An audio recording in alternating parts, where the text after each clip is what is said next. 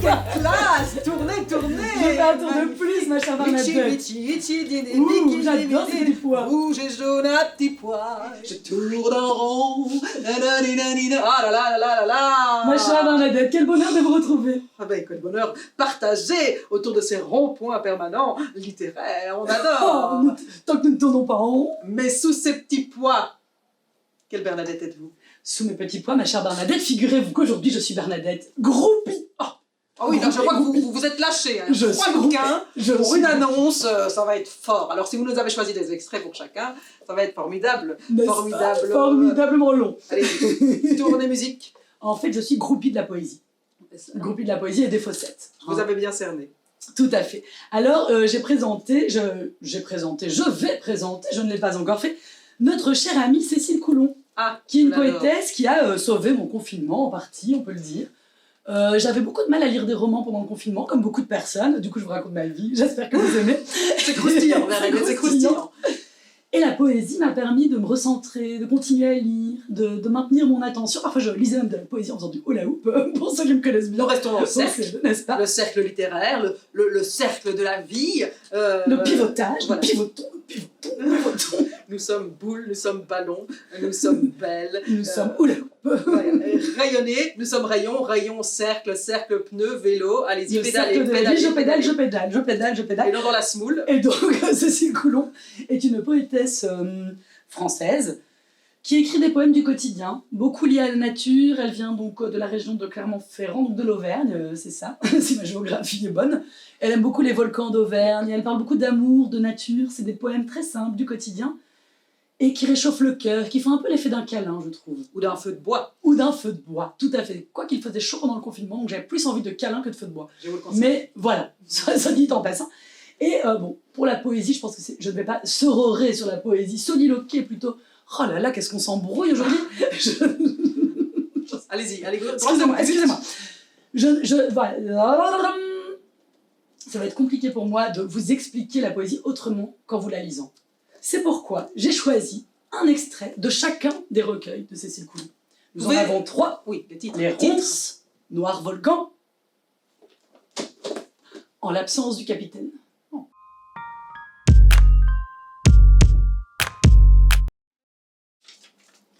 Une fois par jour, quelqu'un que je ne connais pas me demande mon avis sur des choses qui ne me regardent pas. Comment faire pour se remettre d'une rupture? Est-ce que je dois avoir honte de ce que je suis? Peut-on tout pardonner? Des questions de ce genre, des questions comme des briques sur le coin de la figure. Et une fois par jour, je réponds que personne ne peut répondre à la place de celui ou celle qui pose la question. Et pourtant, ça continue. Plus j'écris des romans et plus je raconte des histoires idiotes en soirée, plus on me demande des conseils sur des passages difficiles du quotidien. C'est la première et la dernière fois que je dis ce que j'ai à dire là-dessus. Après, je retournerai couper la tête des poules dans la basse-cour ou jouer aux cartes. Si tu veux te remettre d'une rupture, d'un deuil, cesser d'avoir honte de ce que tu es et pardonner au monde extérieur ses innombrables trahisons, mensonges et croche-pattes. Travaille comme un âne du XVIIIe siècle, avec acharnement et en silence. Bois souvent, mais jamais seul. Fais-toi jouir une fois par jour au moins, pour que ton corps se souvienne de ce que ça fait. De plus, jouir est excellent pour le sommeil et contre les mauvaises pensées. Ouvre les fenêtres en plein hiver, le froid ça occupe la tête, ça empêche de pleurer. Ne garde rien de ce qui t'a fait tant de mal. Les lettres, les photos, les listes de courses, les partitions, les marque-pages. Ne garde rien. Ne jette rien non plus. Fais-en cadeau à quelqu'un qui trouvera ça beau. Travaille comme un cheval du Moyen-Âge. Mange une seule fois dans la journée. La faim, ça occupe la tête et ça empêche de pleurer. Vois tes amis, mais jamais chez toi. Vois ta famille, mais jamais chez toi. Vois tes collègues, mais jamais chez toi. Répète que ce n'est pas grave. Tu as atrocement mal et ton sourire est une plaie ouverte. Mais ce n'est pas grave, ça ne le sera jamais. Répète que ça n'a pas d'importance. Ne réponds pas au téléphone, ne réponds pas aux messages sur le répondeur, ne réponds pas aux lettres, ne réponds pas à toutes ces formes de signaux lancés à travers les autres. Les sites internet et les inscriptions sur le mur dans l'entrée. Claque tout ton pognon, achète des objets inutiles et très chers. Fais-toi jouir une fois par jour au moins, pour que ton corps se rappelle que tu en es capable. Fume, mais pas dans ton lit. Fume, mais pas dans les toilettes. Fume, mais pas en regardant les voisins qui s'embrassent sur la terrasse. Si tu veux t'en sortir, nom de Dieu, fais absolument ce que tu veux de ta vie, mais cesse donc de poser la question à quelqu'un qui a mis du temps avant de trouver ses propres réponses. Oh là là, comme un cheval du Moyen-Âge dirait, en ayant aimé ce livre, je dirais Bernadette. Ma chère Bernadette, merci pour cette petite... Je vous emprunte déjà celui-ci. Je ne vais pas t'appeler une fois par jour, ni même une fois par semaine. Je ne vais pas te demander si nous pouvons aller au cinéma ensemble ou au restaurant ensemble. Je ne vais pas te proposer de passer un week-end au bord d'un lac, dans un hôtel très chic sur la côte, au moment où les touristes ne sont plus là. Je ne vais pas t'écrire une longue lettre. Je ne vais pas te poser de questions sur le passé. Je répéterai chaque fois que tu seras angoissé que rien n'est grave. Je dirai « Je comprends, ne t'en fais pas, si tu veux me quitter. » Je dirai « Je comprends, ne t'en fais pas. » Tu m'en voudras pour cela. Tu m'en voudras pour toutes ces choses que je ne vais pas faire, pour toutes ces choses que je ne vais pas dire. Tu penseras sans doute que je n'ai pas envie, que je m'en fous. Tu seras en colère à cause de mes poèmes. Tu me diras que ce n'est pas normal que je puisse écrire pour les autres et pas pour toi et moi. Je répondrai « C'est mon métier. » En vérité, je ne suis pas capable d'appeler, de demander, de dire, parce que j'ai peur de tout, d'être de trop, d'être encombrante. La vie passe, elle nous bouscule et nous tournons sur nous-mêmes comme dans un dessin animé. Je ne suis pas capable d'appeler, de demander, de dire, parce que j'ai peur que tu te fiches de moi. J'ai peur que tu t'affoles. Je me demande très souvent, depuis quand est-ce devenu ringard d'être amoureux? J'avance à tes côtés. Si je tombe, ce n'est pas grave, parce que je tomberai à tes pieds. Je me suis réveillée en flammes, de la gorge aux chevilles, des cheveux aux talons. La lune avait quitté la chambre. La nuit, elle laisse au corps des femmes des traînées de poussière et des robes de pénombre. Je me suis réveillée avec au fond du ventre un brasier de caresses et de paroles tendres. Ce moment immobile fut une belle aventure. Mon sexe alors s'ouvrait comme une plante. J'avais envie de toi, et le plaisir, coulant de toutes mes serrures, réveillait le sang au visage comme au sein, et dans ce beau lit blanc tes gestes patientés, comme un dernier bateau devant son embouchure. Je me suis réveillée et la vie tremblait en moi, épousant la courbe du soleil et le passage de tes mains.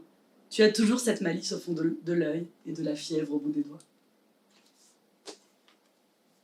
Voilà pour la poésie. Merci pour toute cette poésie, c'est formidable. On On a envie du printemps, de soleil, d'amour, voilà. De tendresse, de joie.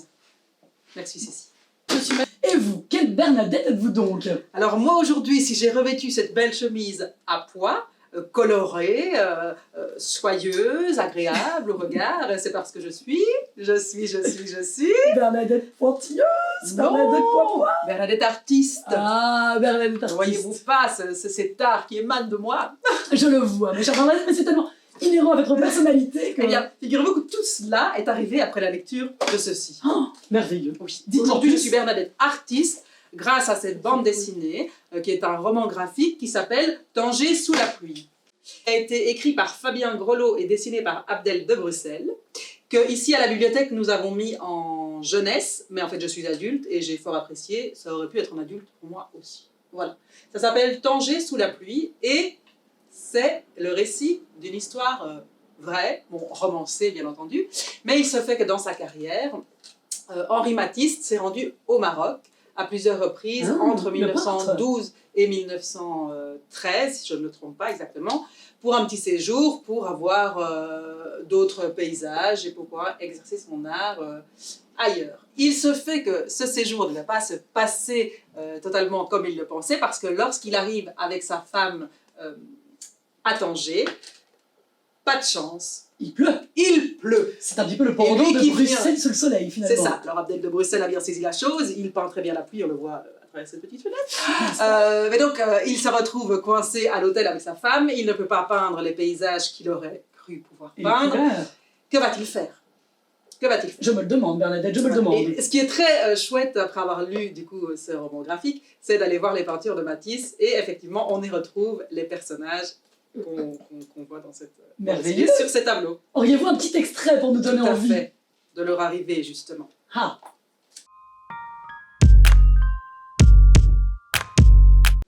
J'aurais mieux fait d'écouter mon pauvre père, tiens. Faire du commerce, gros, demi-gros, c'est tellement plus simple que la peinture. Ah, mais quelle perte de temps, rentrons à Paris. Ça y est, tu as fini? Qu'est-ce que tu racontes comme bêtise? Oublie un peu Paris, Henri. Tu es venu ici pour toi, pour te confronter au Maroc, pas pour te pourrir la tête avec tes rivalités parisiennes insignifiantes. Laisse Paris à Picasso et profite de Tanger. Profite de Tanger. Amélie, je suis venue pour la lumière, la fameuse lumière marocaine. Regarde cette pluie, c'est un cauchemar. Henri, tu peux arrêter de faire les 100 pages, essaye de lire, merci. Je sais pas quoi faire, mais essaye de peindre. Je le sens pas, j'ai rien à peindre, je suis finie, je te dis. Eh bien, joue du violon, ça te détend d'habitude. Ou sors faire un tour, je t'en prie. On en a vu d'autres en Bretagne, rappelle-toi. Laisse-moi tranquille à la fin. Monsieur Matisse, voici vos fleurs. Ah, enfin. Posez-les sur le lit. Je vais voir si je peux en tirer quelque chose. Mais ça m'étonnerait. Par contre, ce vase, ça ne va pas du tout. Oh, quelle horreur! Il me faut des vases, plein de vases, monsieur Hassan. Je ferai mon choix en fonction. Très bien, monsieur. Je vais voir ce que je peux faire pour vous. Viens, Amido. Attendez, je vous accompagne.